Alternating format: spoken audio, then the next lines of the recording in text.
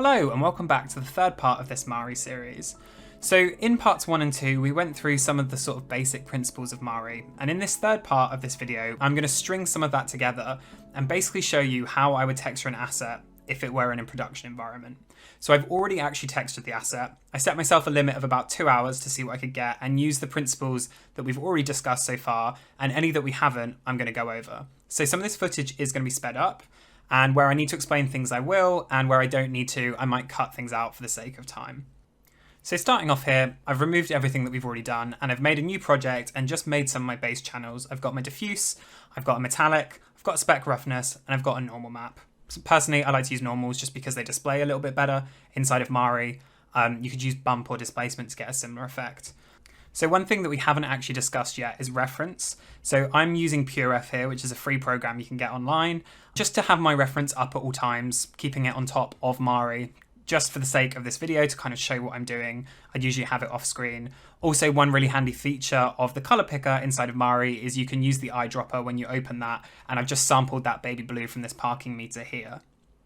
So I'm just setting up some base nodes. I'm using colors for the base color, and then I'm using constant values just to plug into the specular roughness, the metallic, and the normal I'm not going to worry about too much yet. So I'm just setting up some rough values to get this sort of painted metal that I'm seeing in my reference looking right inside of Mari.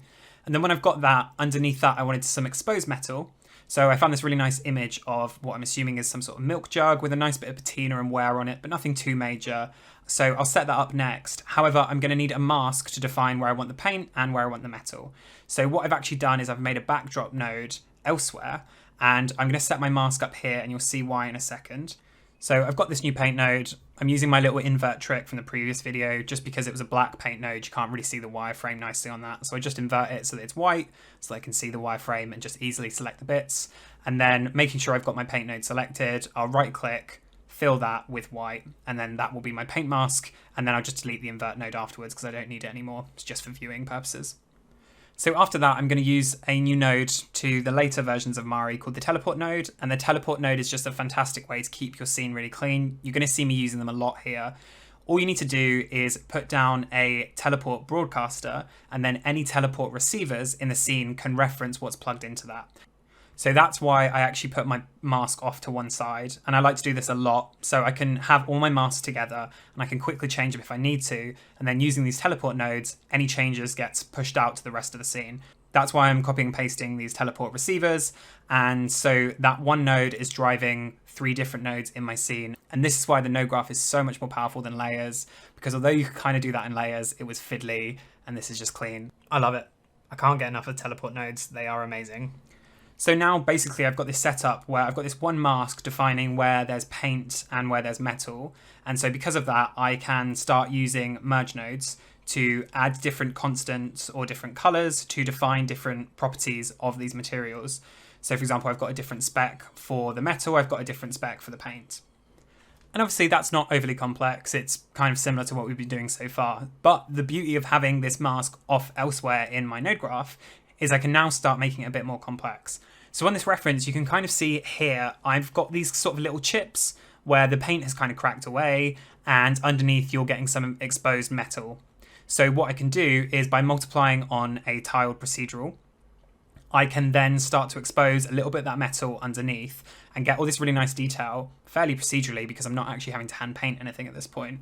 So after a little bit of color correction on that tiled node and multiplying it on top, you can see I've got these tiny little chips, sort of like I'm seeing in the reference, and I can just play with that levels node to sort of bring it out a little bit more. So after that, this is great and all, but let's add a little bit of hand painted detail because it was looking a little bit procedural. So I'm going to actually use this cool Rust texture I found from textures.com, and I'm going to project this onto a transparent paint node.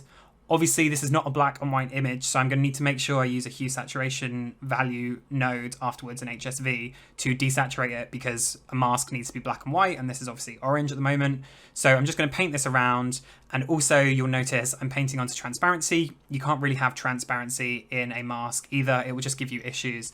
So if you do end up using a transparent node for a mask, then just make sure you merge it on top of a white or a black constant afterwards so that there's no transparent data. But yeah, once I've got those two masks sort of added together, the procedural and the hand painted, I've got something that looks a little bit less CG. And considering the time it took, it looks alright. So I'm going to add a little bit more breakup to this blue paint. We haven't discussed the triplanar node yet. We've just talked about tiled projection. So triplanar basically projects one of the images from your image manager along the X, the Y, and the Z axis. So the front, the side, and the top. And it's a really great way to project things like bricks and stuff like that, because it's not based on your UVs, so it's based in just world space rather than UV space. And it can just be a nice way to stop, if you don't have great UVs, it can kind of fix that. I've used that way too many times on bad UVs at different jobs, but ignoring that, it's just a nice way to add further breakup. So I'm doing that with one of these. It's actually the Substance procedural sort of drips. I really like their procedurals, so I often use them as a mask to change the hue, saturation, and value of the bit where there are sort of drips. So just making it a little bit darker, a little bit more saturated, and combining that together with a merge node. And that's just a really nice way to add a little bit of breakup. You'll see me using HSV with a mask just to add breakup all the time. It's one of my go-tos. And then because where there's sort of dirt on the surface, it would probably also affect the specular because dirt is a build-up and it'll probably be a little bit rougher. Then I'm just going to use that same mask and sort of drag that down into my specular working area, as it were, and then also just change the levels of the specular there, just so it feels a little bit dirtier and drier in those parts too. And again, that's one of the beauties of the node graph, sharing information across. I could use a teleport node here. Just because it's so close, then sometimes I don't bother with those because you can get way too many in a scene. If I'm going from one side of a scene to another, I will absolutely use this as a teleport, but for something this close, it doesn't really feel necessary. And then again, beauty of the triplanar is I can just try plugging in some different textures, see what looks better, if something matches the ref a bit nicer, but I actually end up sticking with what I had to begin with. So yeah, one thing that we haven't actually looked at yet is the normal map and how I go about doing that. So basically with a normal map, all I'm doing is setting it up as if it was a bump map, and then I'm using the height to normal node inside of Mari to turn that into a normal map and just plug that into the normal value of the shader. The reason I do that, I've just always found that visualizing normal data in the viewport through the shader is a lot nicer looking than the bump is. And so yeah, if you wanted to actually export that bump data without any normal stuff, you could just disable that height as normal node or not use it at all. But for visualizing it, I just always throw that on, and I don't visualize displacement data through the shader either because it's too slow. And because a bump map is white where you want it to push out, black where you want it to push in, actually my paint mask works perfectly for this, that I can then convert into a normal map, because where it's white, the paint is sitting on top and it just makes the scratch metal underneath look like it's sitting inwards a little bit. So yeah, I'm just using that mask. Again, sharing data is what the node graph is made for. So I've got a base I'm fairly happy with. Now I'm going to start looking at my reference and start identifying pieces of detail that I can sort of add to it. So I'm seeing on this metal, I've got this really nice sort of worn effect over it. So I'm using a rust texture that looks fairly similar, using that as a tiled node. And I'm just going to do some hue, saturation values, some sort of color grading to it, and add that detail on top of the base color that I've already picked. You can see here I'm using backdrop nodes just to help keep everything kind of organized. I've got my base values and then the details I'm adding on afterwards. So yeah, just using an HSV node here to kind of grade that rust texture, merging it on top. I can change the opacity of how much I want to merge that on top. And then I'm also seeing some white scratches on this reference. So I've just added a few of those, and I'll do the same with some larger scratches as well, like I'm seeing on the reference. These days, I'm trying to work as procedurally as possible, just especially when you're in a production environment. You can get notes that change things all the time, and it just means that you can make quick adjustments on the fly. The beauty of this setup is I can quickly look at the shader, see how it's all looking, and start balancing the values of my different maps to hopefully get something that appears a little bit more like the reference. So this is looking a little bit dark, so maybe I'll make some adjustments to that. Yeah, it's as if I knew I was going to do it. Yeah, just kind of bring that up and get it matching the reference a little bit. And yeah, if the director turned around and was like, actually, we want the color on this to change, we don't want it to be blue anymore, I can really quickly change that. Whereas if I'd painted that all down, baked it down, I wouldn't be able to change it quite as easily. So one thing that we haven't actually spoken about inside of Mari is importing data into your paint node. So here I'm going to bring in some bakes for this mesh. So I've baked out like my ambient occlusion, my curvature. So to do that, you need to right click on a node and then go File, Import, and you can import UDIM textures into that paint node. So here I've set up a paint node for a tight AO, for a broad AO, and also for a curvature. So I'm just setting those up. Obviously, Substance is kind of the standard for baking these days, so I'm bringing them in from there. But if you had bakes from like ZBrush or anything like that, you can use that. And often Mari is kind of the center program that you're bringing in a lot of different paint data into. So yeah, you're not necessarily using just Mari, but it is kind of the home base for all of that. So when I've got all those set up, then I can pop down teleport nodes and use these bakes around my scene where I need to. Which is perfect timing because I actually want to use the curvature for the glass on this object. So there's a bit of an issue here though. No texturing program really handles opacity well, so I'm actually not going to be able to set this up in the shader and demonstrate it inside of Mari. So really what I'm going to need to use is my own texturing knowledge to make sure that the maps I create here are going to be correct for Arnold, for Houdini, for Redshift, whatever renderer you're using, so that I can plug them out of the box into my shader there and it all works correctly for the glass material. So I'm going to be using transmission inside of Arnold. So what I'm actually going to do is create a channel here. I'm going to call it opacity. You can call it whatever you want because the name doesn't really matter, but whatever I plug into here needs to work for my shader. So I'm going to create a black and a white channel, and where it's white, that's going to be an opaque surface, and where it's black or it's not completely white, that's going to be slightly transparent. And then I can set up, using those values, a map that works inside of Arnold to make the eyes and the chest piece and whatever else I want be transparent and glass. So yeah, fast forward, and I've done exactly that. Using the curvature map, I've made it a little bit broken up around the edges, a little bit brighter, so that it's slightly less transparent around there for a nice bit of breakup. And I'll add that to the specular roughness as well, so it's a bit dirtier around the edge. So I've hidden the pieces in the geo that are going to be glass by pressing H on my keyboard whilst I have them selected. You can also go to selection, hide selected to do that, and then you can unhide anything via that menu as well. And so the pieces underneath the geometry under that glass, I actually want to be sort of like an LED, LCD sort of screen. So I've got some reference here of what I'm hoping it to look like. So once again, I'm going to make another mask, put it into a teleport node, and then I can just kind of push that out to the rest of my scene where I need it. And I've got a nice little backdrop here. I'm going to set up the base values as I've been doing for everything so far, the metal, the paint, the glass. And yeah, so I've made this square texture. It's a really, really small thing just inside of Photoshop with a little bit of blur on the edge. And I'm going to just tile that really, really small to sort of emulate the square diodes or whatever they are on an LCD system. LCD? LED? I don't know. I'm not an engineer, I'm a texture artist. And then underneath that, what I'm going to do is I will add the sort of things that I want to be on that screen. So I'm going to sort of layer that on top.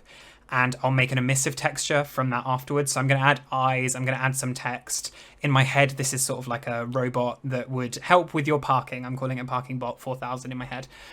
So I'm just going to take those hand-painted eyes, multiply on top that grid pattern that I've used, set a teleport node so that I can access that data elsewhere. And then I'm going to make a new channel, call it emissive. Again, on this one, the name doesn't really matter. I just know it needs to plug into my shader inside of Arnold. And the good thing about keeping this black and white here is I can use this as a mask rather than deciding the color inside of Mari. I can set all of that up in the shader, and then I can change it when I'm rendering if I wanted it to be blue, if I wanted it to be yellow, and you'll see me doing that as I go later on. I'm not baking any of that in here. I can make the changes on the fly later on. So I'm just going to add some decals now onto the body here.